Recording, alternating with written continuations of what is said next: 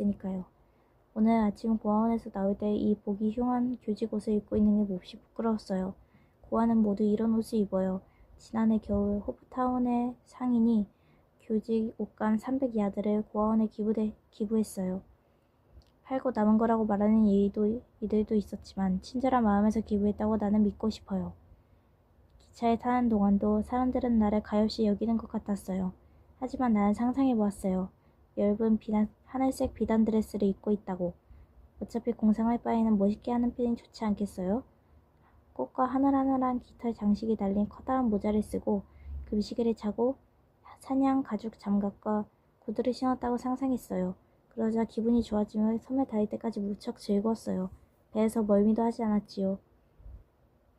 스펜서 아주머니는 다른 때라면 늘 멀미를 했는데 내가 바다에 빠질까봐 걱정하느라 그럴 틈이 없었다고 했어요.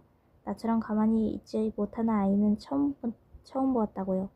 덕분에 아주머니가 배멀미를 하지 않았다면 내가 가만히 있지 못한 것도 나쁘지는 않았죠. 나는 배 안의 것을 모두 봐두고 싶었어요. 배를 탈 기회가 다시는 없을지도 모르니까요. 어머나, 저기에도 벚꽃이 가득 피어있네요.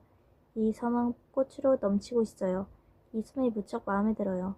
여기서 산다고 생각하니 정말 기뻐요. 나는 프린스 에드워드 섬이 이 세상에서 가장 아름다운 고장이라는 말을 들었어요. 늘 내가 여기서 사는 모습을 상상했었어요. 하지만 정말로 살게 되리라고는 꿈에도 생각하지 못했어요. 상상하던 일이 정말로 이루어지니 꿈만 같아요. 이곳의 길은 붉고 참 색다르네요. 샬럿타운에서 기차를 타니까 창 밖으로 황토길이 한눈에 들어왔어요. 그래서 스펜서 아주머니에게 어째서 저토록 붉으냐고 여쭤봤어요. 그러자 모른다고 하며 제발 이제 더 이상 묻지 말아다오.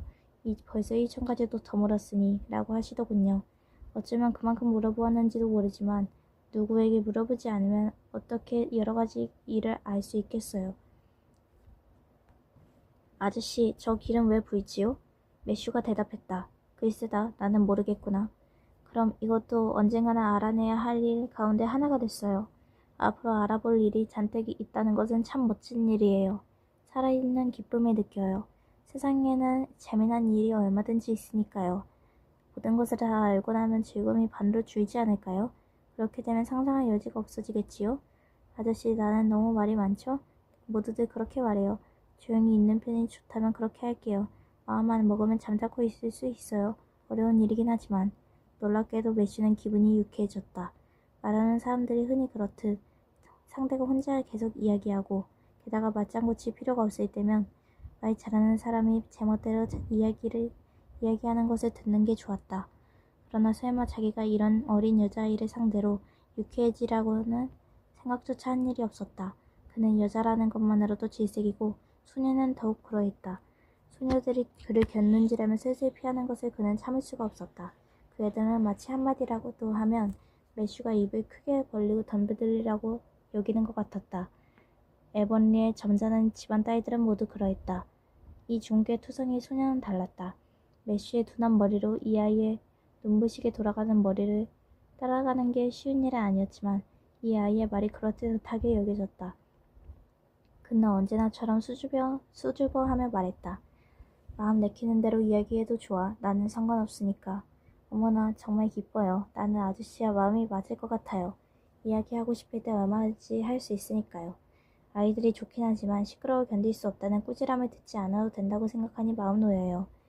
이제까지 그런 말을 얼마나 많이 들었는지 몰라요. 내가 너무 야단스럽게 말한다고 웃거든요.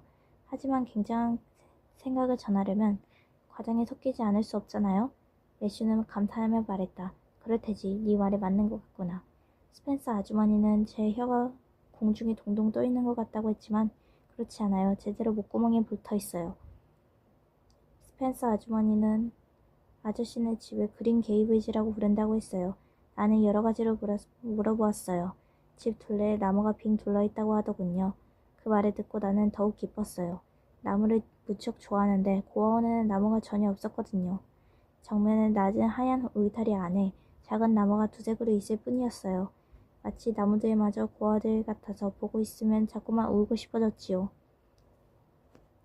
나는 가끔 가엾은 나무들, 아니 너희들이 다른 나무들과 함께 울창한 숲속에 살며 뿌리에 이끼가 자라고 준 벨이 피어 있으며 가까이에 시냇물이 흐르고 새들이 가지에서 노래 부른다면 좀 더 잘 자랄 수 있지 않겠니? 하지만 여기서는 그럴 수가 없어. 작은 나무들아. 너희들 마음을 가슴 저리도록 잘 알겠다. 하고 늘 말해주었어요. 오늘 아침 그 나무들을 고아원에 남겨두고 오기가 마음 아팠어요. 아저씨도 너무나 정들어 헤어지기 싫을 때가 있었겠지요. 그린 게이블즈 옆에도 시냇물이 있나요? 스펜서 아주머니에게 물어보는 것이 있었어요. 그래 있지. 집 바로 아래에 흐르고 있단다. 어째요? 시냇가에 사는 게 내 꿈이었어요. 이것도 이루어질 줄은 정말 몰랐어요. 꿈은 그리 간단히 실현되는 게 아니잖아요. 꿈이 이루어지다니 정말 근사해요. 나는 지금 더할 나위 없이 행복해요. 완전하다고는 할 수 없지만요. 왜냐하면 아저씨, 이게 무슨 색이라고 생각하세요? 여자아이는 따느리 한쪽 머리털을 마른 어깨에서 앞으로 잡아당겨 매슈의 눈앞에 들어올렸다. 매슈는 여자의 머리빗을 알아맞추는 일이 서툴렀지만 이 경험만은 그리 힘들지 않았다. 빨강 아니냐? 소녀는 머리털을 다시 뒤로 늘어뜨리며 한숨 쉬었다. 그 한숨은 발끝에서부터 북받쳐 올라와 오랜 세월 동안 쌓이고 쌓인 슬픔을 모두 토해내는 듯했다. 소녀는 체념하듯 말했다. 네, 빨강이에요. 이제 제가 어째서 완전히 행복해질 수 없는지 아셨죠? 빨강 머리를 가진 사람들은 모두 그래요. 나도 다른 점은 그리 마음에 걸리지 않아요. 마른 몸이며 죽은 개 투성이 얼굴, 초록빛 눈, 그런 것은 아무렇지도 않아요. 상상으로 얼마든지 잊을 수 있으니까요. 얼굴은 예쁜 장밋빛이고 눈은 별처럼 반짝이는 제비꽃빛깔의 사랑스러운 눈동자라고 상상할 수 있어요. 하지만 이 빨강머리만큼은 아무래도 잊을 수가 없어요. 내 머리는 반짝반짝 빛나는 검은색이다. 까마귀 날개처럼 새카맣다. 하고 마음속으로 열심히 생각해도 여전히 빨간색임을 알기 때문에 가슴이 터질 것만 같아요. 이것이 생애의 슬픔이라는 것이겠지요. 언젠가 소설에서 생애의 슬픔을 안고 살아가는 소녀 이야기를 읽은 적이 있어요. 하지만 빨강머리 때문은 아니었어요. 그 소녀는 눈부신 금빛 머리가 설화석고 같은 이마에서 등으로 물결치고 있었대요. 설화석고 같은 이마란 어떻게 생긴 것인지 모르겠어요. 아저씨는 아셔요? 글쎄다, 나도 잘 모르겠구나. 매슈는 머리가 좀 얼떨떨해지는 것을 느꼈다. 소년 시절 송풍 가서 다른 아이에게 이끌려 회전목마를 탔을 때에도 역시 이런 기분이었다. 어쨌든 예쁠 게 틀림없어요. 그 소녀는 성스러울 만큼 아름다웠거든요. 성스러울 만큼 아름답다는 건 어떤 느낌인지 상상해 본 적이 있으세요? 아니, 없는걸. 매슈는 아무것도 생각할 수 없게 되어 솔직하게 털어놓았다. 나는 여러 번 해봤어요. 많이 성스러운 아름다움과 눈부시게 똑똑한 머리와 천사 같은 착한 마음 가운데 하나를 고르라면 어느 것이 좋을까요? 글쎄다, 나는 모르겠구나. 나도 모르겠어요. 도무지 고를 수가 없어요. 하지만 나는 그 가운데 아무것도 가질 수 없을 테니 무엇을 고르든 결국 마찬가지예요. 아무튼 나는 천사같이 착한 아이가 못 되는 것만큼은 틀림없어요.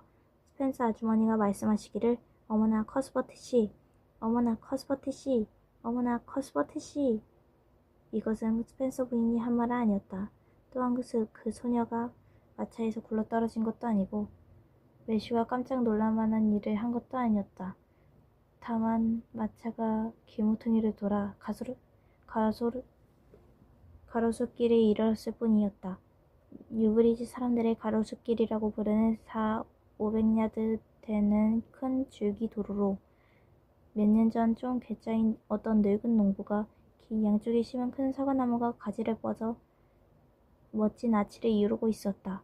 올려다보면 머리 위로 흰 눈처럼 흰 향기로운 꽃이 하늘을 덮는 지붕이 되어 멀리까지 뻗고 있었다. 우듬지 아래에는 보랏빛 땅거미가 자욱하게 감돌고 있었다. 저 멀리 앞쪽에 바라보이는 갖가지 빛깔로 물든 저녁 노을은 대성당의 동로 맨 끝에 걸린 스테인드 글라스 장미창처럼 빛나고 있었다. 너무나 아름다운 광경에 취해버린 소녀는 아무 말도 하지 못했다. 마차에 기대어 뼈가 앙상한 두 손을 마주 잡고 머리 위에서 빛나는 하얀 꽃을 황홀하게 올려다보고 있었다. 마차는 그곳을 지나 뉴브리지로 가는 긴 언덕을 내려가고 있었지만 소녀는 꼼짝도 하지 않고 입도 열지 않았다. 여전히 황홀한 표정으로 저 멀리 저녁놀이 지고 있는 서쪽 하늘을 바라보고 있었다. 타오르는 듯한 저녁 하늘을 배경으로 흘러가는 화려한 환상을 보고 있는 듯했다. 보고 있는 것 같았다. 마차는 뉴브리지로 들어섰다. 이곳은 작지만 시끄러운 마을로 개들이 짖어대고 남자아이들이 떠들어댔으며 호기심 많은 사람들이 창밖으로 얼굴을 내밀고 있었지만 여자아이는 잠자코 있었다. 3마일이나 더 갔는데도 소녀는 말을 하지 않았다. 지칠 줄 모르고 제잘거리기도 하지만 입을 다물면 그에 못지않게 잠자코 있을 수 있는 모양이었다.